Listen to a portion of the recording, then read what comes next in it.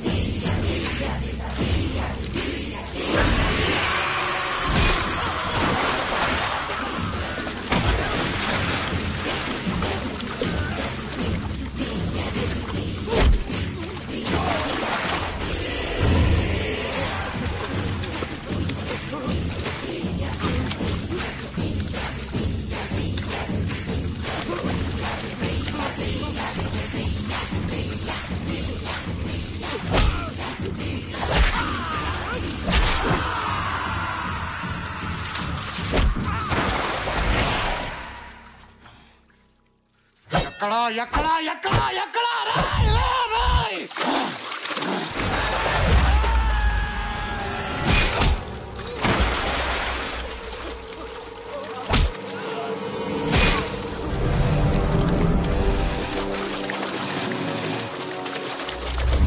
బతకండి బతకండి అంటే వినలేదు కదరా. కోత మొదలైంది. రాత రాసిన భగవంతుడు వచ్చిన ఆపలేడు.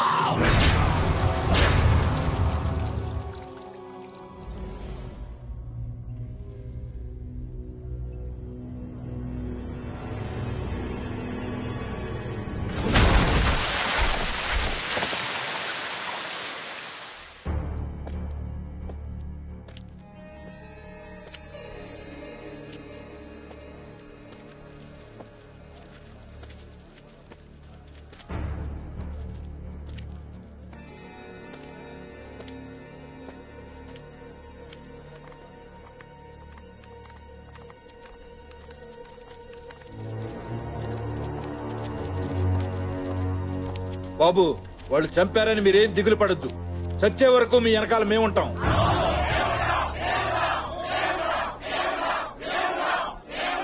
ఈ సమస్య నాది.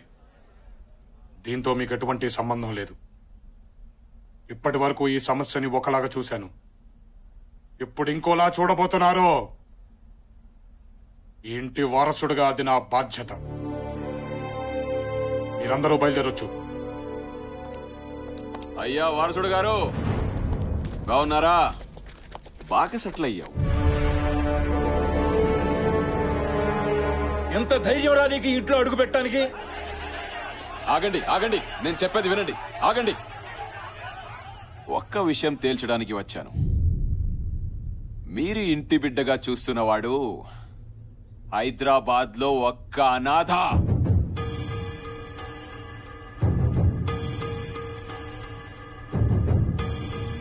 అనాథని ఇంటి పెద్ద ఆయన దత్తతకి తీసుకొచ్చాడు.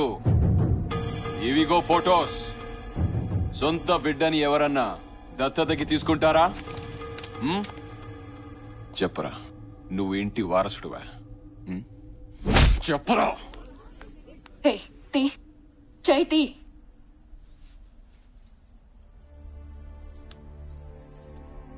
నా మీద ఒట్టేసి చెప్పు, నువ్వు నిజంగా మా తమ్ముడివి కదూ?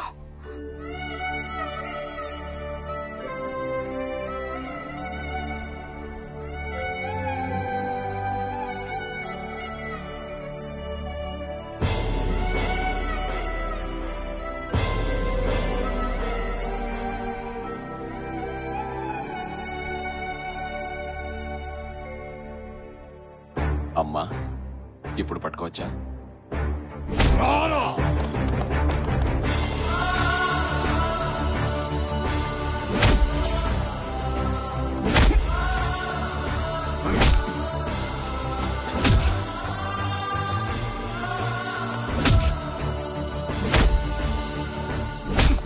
నువ్వు ఇక్కడ సెటిల్ అయ్యావంటే ఇంటి వారసుడిని ఏం చేశావు? ఏం చేశావు? చంపావు కదూ?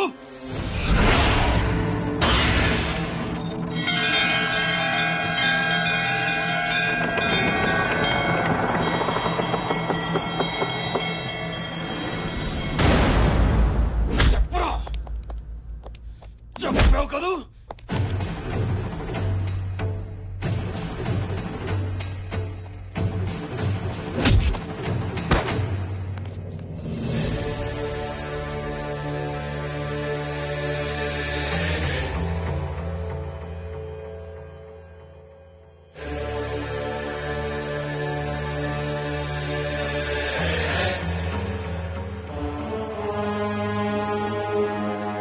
వాడి ఇంటి బిడ్డని చంపాడు. 25 సంవత్సరాల క్రితం ప్రాణం లేకుండా పుట్టిన నా బిడ్డని వీడెలా చంపుతాడ్రా?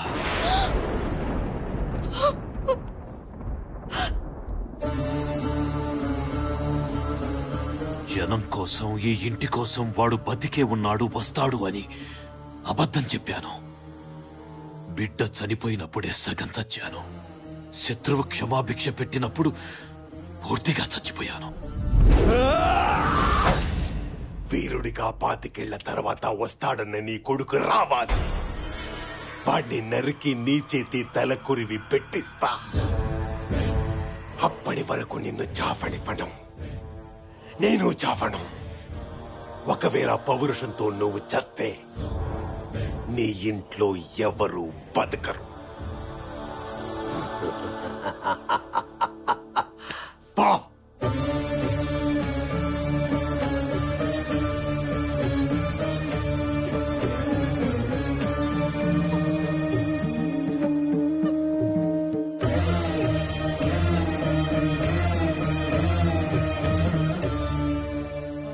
ప్రతి సంవత్సరం చినరాజా పుట్టినరోజని మీరందరూ పండగ చేసుకుంటుంటే నేను లోపల పిండం పెడుతూ బతికాను. దేవుడు ఏదో ఒక రూపంలో వస్తాడన్న నమ్మకంతో అబద్ధం చెప్పాను. దేవుడే వచ్చాడు. వారసత్వ లక్షణం రక్తం నుంచి కాదురా, మంచి చెయ్యాలన్న తత్వం నుంచి వస్తుంది. నీ రక్తం కాకపోవటం ఏంటలుడు, వాడు నీ బిడ్డనయ్యా.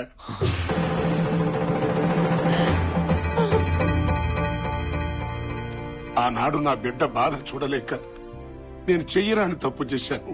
ఈ రోజు చాలా మంచి రోజమ్మా. పండంటి మగబిడ్డను కంటావు. వద్దు నాన్న, ఆడపిల్లే కావాలనుకుంటున్నాను. ఈ గొడవల వల్ల ఏం మిగిలింది నాన్న? ఆయనొక్కడు తప్ప.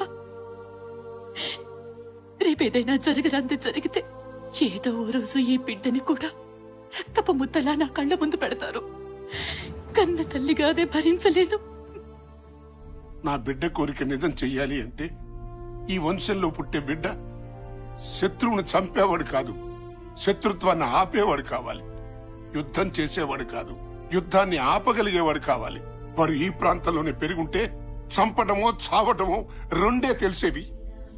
కాని వాడికి ప్రాణం విలువ తెలియాలి, బ్రతుకు విలువ తెలియాలి, ఆకలి విలువ తెలియాలి, కష్టం తెలియాలి, కన్నీటి విలువ తెలియాలి అని అనాథాశ్రమంలో పడేస్తే అల్లారు ముద్దుగా పెరగాల్సిన వాడు అనాథగా అల్లాడిపోయాడు. 10 మందికి వెండి కంచాల్లో అన్నం పెట్టాల్సిన వాడు అన్నం కోసం ఆకలితో ఎదురు చూశాడు. పట్టు పరుపుల మీద పడుకోవాల్సిన నా బిడ్డ ఫుట్పాత్ల మీద పడుకున్నాడు.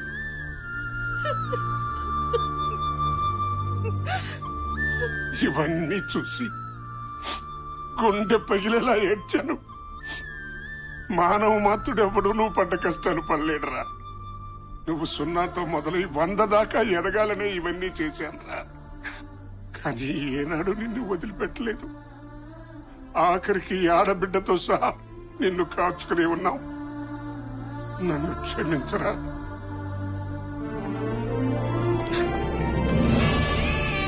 నన్ను క్షమించరా మనవడా, క్షమించు.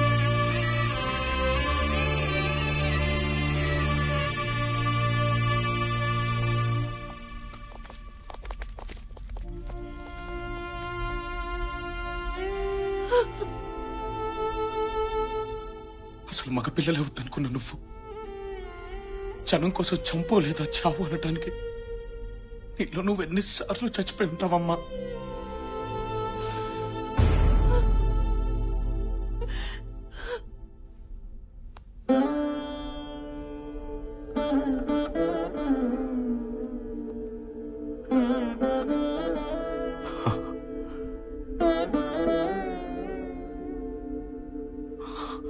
నీ తల్లి ఆశయం నుండి పుట్టిన వాడివి. ఇప్పుడు నాకు నీలో 70 ఏళ్ల చరిత్రని తిరగరాసేవాడు కనిపిస్తున్నాడు. 25 సంవత్సరాలుగా నేనెదురు చూసింది, నీ తల్లి ఎదురు చూసింది, బిడ్డల్ని పోగొట్టుకున్న ఈ జనం ఎదురు చూసింది ఈ రోజు కోసమే. నీకు నచ్చేది, జనం మెచ్చేది చెయ్యి.